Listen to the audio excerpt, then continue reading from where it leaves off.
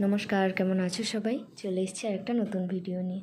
তো আজকে আমি তোমাদের সঙ্গে শেয়ার করব টিস্যু পেপার দিয়ে কিভাবে তোমরা খুব সহজ ফ্লাওয়ার বানাতে পারবে। তো তোমরা দেখো, আমি প্রথমে কিন্তু সাইডের অংশটা একটু কেটে নিয়েছি টিস্যু পেপারে, তারপরে দুদিক দিয়ে অল্প করে মুড়ে নিয়েছি। মুড়ে নেওয়ার পরে যে ওয়্যারটা আছে, ওয়্যারটা দিয়ে তোমাদেরকে ভালো করে ওটা আটকে নিতে হবে।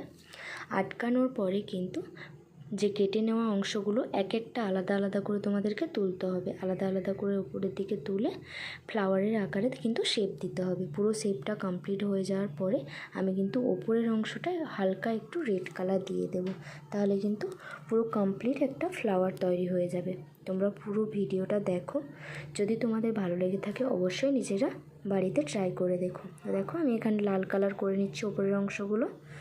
লাল কালার কমপ্লিট হয়ে যাওয়ার পরে এটাকে কিন্তু তোমরা যে কোনো ফ্লাওয়ার ভাসের উপর রেখে ডেকোরেটিং করতে পারবে। ভিডিওটা ভালো লাগলে লাইক কমেন্ট করে